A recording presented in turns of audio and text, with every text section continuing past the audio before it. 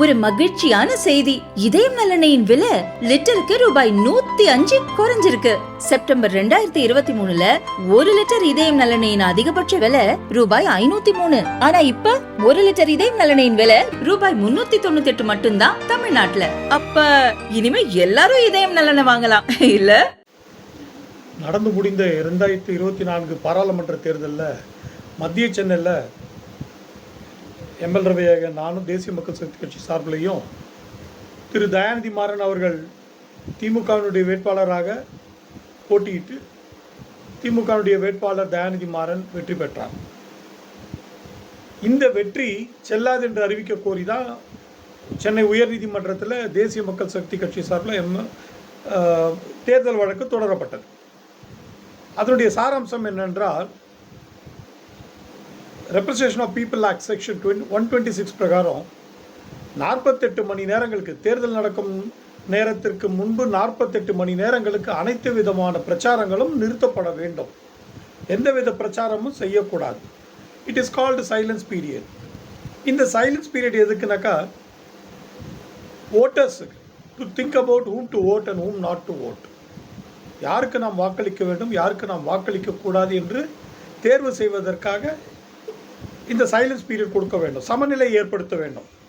அதாவது equality, free and fair elections, அதனுடைய தத்துவத்தின் அடிப்படையில் தான் இந்த செக்ஷன் 126 உருவாக்கப்பட்டது.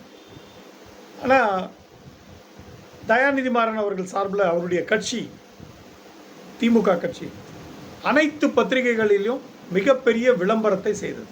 இன்னைக்கு தேர்தல் அன்னைக்கு 19/4/2024 அன்னைக்கு இது எல்லா வாக்காளர்களுடைய கையிலையும் அன்னைக்கு கிடக்குது.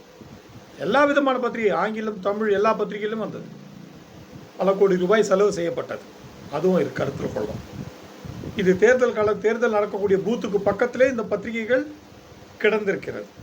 இதுதான் இது ஒரு தேர்தல் விதிமீறல், corrupt practices under section 123 of the representation of the people act 1951.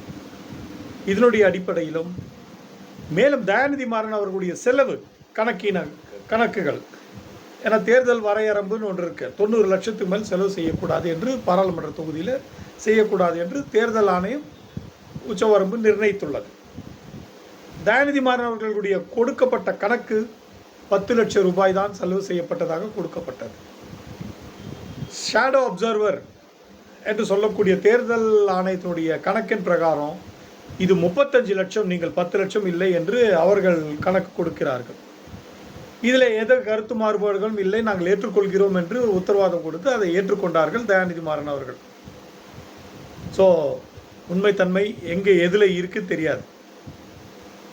ஆனால் அதே சமயத்தில் நான் தொடுக்கப்பட்ட வழக்கு, அதாவது தேசிய மக்கள் எம்எல் ரவி தொடுக்கப்பட்ட வழக்கு என்னவென்றால், ஒவ்வொரு வீட்டிலையும் த்ரூ அவுட் த கான்ஸ்டியூன்சி ஒரு ஸ்டிக்கர் ஒட்டப்பட்டிருந்தது வீட்டினுடைய வாசலில், தயாநிதி மாறனுடைய படத்தை போட்டு. அதன் கணக்கை எடுத்துக்கொள்ளவில்லை. மேலும் மிகப்பெரிய பிரம்மாண்டமான ஒரு ஊர்வலத்தை நடத்தி காட்டினார் வட இந்தியர்களை கொண்டு. அதில் பல்வேறு பிரச்சார யுக்திகளை, பேண்டு வாத்தியம், கொடிகள், பலூன்கள் என்று மிகப்பெரிய பிரம்மாண்டமான செலவு செய்து ஊர்வலத்தை நடத்தினார். இந்த செலவினமும் கணக்கில் எடுத்துக்கொள்ளப்படவில்லை. பத்திரிகை செய்திகள், அன்றைக்கு வந்த பத்திரிகை செய்தி விளம்பரம், இது கட்சியாக இருந்தாலும் இது மறைமுக செலவு தான், இதையும் கணக்கில் கொள்ள வேண்டும் என்பதுதான் எங்களுடைய வாதம். இதற்காக தான் வழக்கு தொடுக்கப்பட்டது. அதில் நீதிபதி ஆனந்த் வெங்கடேஷ் அவர்கள் அதற்கு நோட்டீஸ் உத்தரவிட்டு வழக்கை எடுத்துக்கொண்டு அந்த வழக்கில் ஒரு மனு செய்கிறார்கள். அதாவது ரிஜெக்ஷன் ஆஃப் எலெக்ஷன் பெட்டிஷன், அதாவது ஸ்ட்ரைக் ஆஃப் த பேராகிராஃப்ஸ் அப்படின்ற ஒரு வழிவகை இருக்கிறதுனால அந்த வழிவகை பிரகாரம் மனு செய்தார்கள்.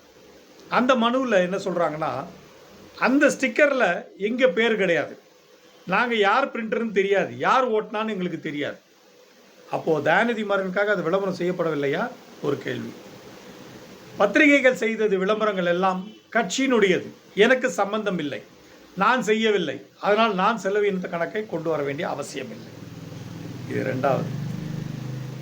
அந்த 126 செக்ஷனில் பிரிண்ட் மீடியா செய்யக்கூடாது என்று சொல்லப்படவில்லை. அப்படின்னு ஒரு வாதம். இந்த வாதங்களை வைத்து அவர்கள் வாதிட்டார்கள். இது தவறு என்று வாதிடப்பட்டது. இதை நீதிபதி அவர்கள் கருத்திலே என்ன கொண்டு எப்படி தீர்ப்பு எழுதியுள்ளார் என்று அந்த தீர்ப்பு நகல் வந்த பிறகுதான் தெரியும். அவர் எந்த சட்டத்திற்கு உட்பட்டு இதையெல்லாம் ஏற்றுக்கொண்டு இன்றைக்கு அந்த தேர்தல் வழக்கை தள்ளுபடி செய்தார். பரவாயில்லை. ஆனால் இந்த மாதிரி சட்ட விதிமீறல்கள் எல்லாம் நடந்துள்ளது என்பதை கருத்தில் கொண்டுதான் வழக்கு தொடுக்கப்பட்டது. அது நீதிபதி அவர்கள் எந்த கருத்தை கொண்டு அதை தேர்தல் செல்லும், அதனால் இது வழக்கு தள்ளுபடி செய்யப்பட்டது என்று தெரியவில்லை. அந்த நகல் வந்த பிறகு நிச்சயம் உச்ச நீதிமன்றம் செல்வோம் என்பதை இங்கே குறிக்கொள்ளும்.